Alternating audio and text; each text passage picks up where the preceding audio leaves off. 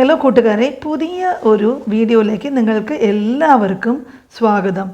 അപ്പോൾ നമ്മുടെ channel monetisation ആകണമെങ്കിൽ 4000 വാച്ച് അവേഴ്സും 1000 സബ്ബും ഒരു വർഷത്തിനുള്ളിൽ ആകണം എന്ന് പല ക്രിയേറ്റേഴ്സിനും ഇതിനെക്കുറിച്ച് ഒരുപാട് സംശയങ്ങളുണ്ട്.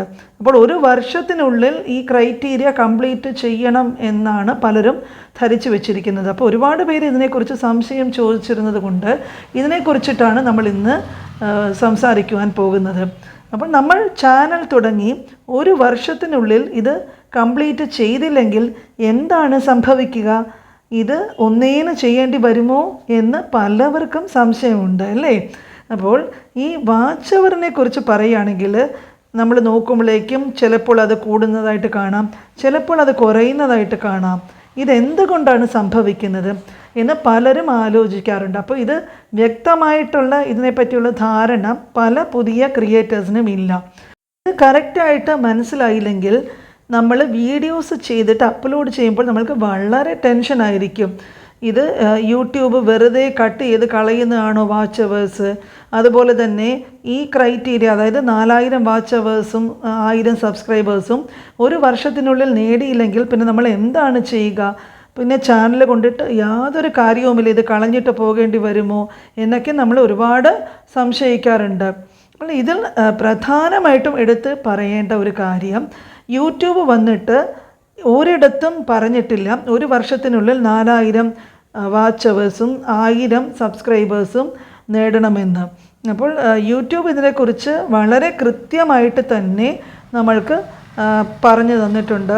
എന്താണെന്ന് പറഞ്ഞാൽ യൂട്യൂബ് എന്താണ് ഇതിനെക്കുറിച്ച് പറയുന്നതെന്ന് ആദ്യമേ ഞാൻ നിങ്ങളോട് വളരെ സിമ്പിളായിട്ട് പറഞ്ഞു തരാം.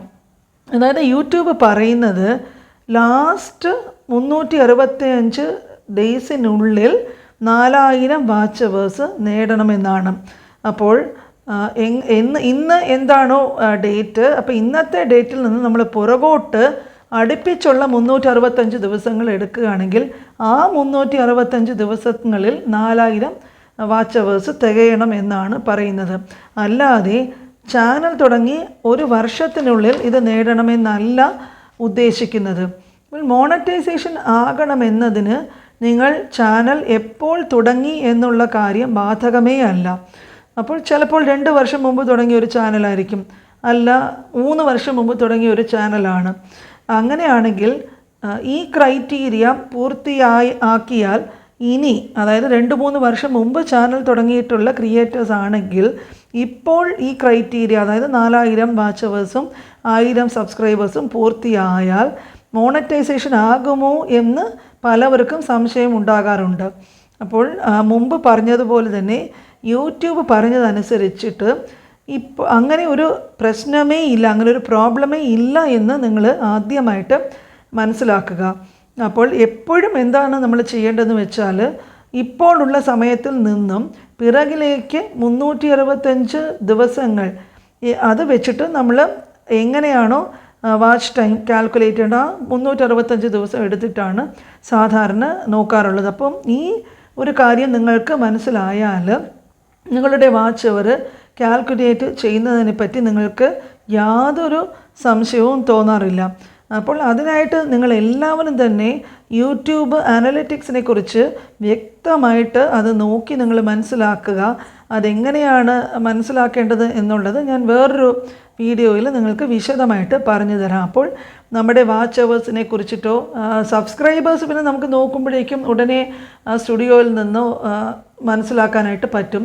വാച്ച് അവേഴ്സ് നമ്മൾ കണക്ക് കൂട്ടണമെങ്കിൽ അതെവിടെയാണ് നോക്കേണ്ടത്? അതായത് നമുക്ക് അനലിറ്റിക്സിലും കാണാൻ പറ്റും, മോണറ്റൈസേഷൻ ടാബിലും കാണാൻ പറ്റും. അപ്പോൾ എപ്പോഴും നമ്മൾ മോണറ്റൈസേഷൻ പേജിലാണ് നമ്മുടെ വാച്ച് അവേഴ്സിനെ കുറിച്ചിട്ടുള്ള കൃത്യമായ ഈ അപ്ഡേറ്റ് എപ്പോഴും വരാറുള്ളത്. അപ്പോൾ അനലിറ്റിക്സിൽ വരുന്നത് അത് പല വ്യത്യാസങ്ങളും ഉണ്ടാവും. ഈ ഷോർട്സിൻ്റെ വാച്ച് അവറും അതും എല്ലാം കൂടി ഉൾപ്പെടുത്തിയിട്ടുള്ളതായിരിക്കും. അപ്പോൾ അത് ഷോർട്സിൻ്റെ വാച്ച് അവറും ഈ ലോങ് വീഡിയോസിൻ്റെ വാച്ച് അവറും രണ്ടും വ്യത്യസ്തമാണ്.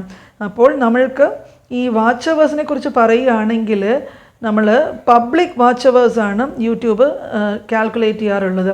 അപ്പോൾ പബ്ലിക് വാച്ച് അവേഴ്സ് എന്ന് പറയുമ്പോൾ അതിൽ ഷോർട്സ് ഉൾപ്പെടാറില്ല. അൺലിസ്റ്റഡോ പ്രൈവറ്റോ ഡിലീറ്റ് ആയിട്ടുള്ളതോ ആ വീഡിയോസിൻ്റെ ഒന്നും വാച്ച് അവേഴ്സ് ഉൾപ്പെടുത്താറില്ല. അപ്പോൾ അതിനെക്കുറിച്ച് ഞാൻ വേറൊരു വീഡിയോയിൽ നിങ്ങൾക്ക് വിശദമായിട്ട് പറഞ്ഞു തരാം. അപ്പോൾ ഈ ഒരു വീഡിയോയിൽ ഞാൻ പറയാൻ ഉദ്ദേശിച്ചത് നമ്മൾ ചാനൽ തുടങ്ങി ഒരു വർഷത്തിനുള്ളിൽ 4000 വാച്ച് അവേഴ്സ് കംപ്ലീറ്റ് ചെയ്യണോ എന്നുള്ള കാര്യത്തിനെക്കുറിച്ചാണ്. അപ്പോൾ ഈ കാര്യം നിങ്ങൾക്ക് വ്യക്തമായിട്ട് മനസ്സിലായി കാണുമെന്ന് വിചാരിക്കുന്നു.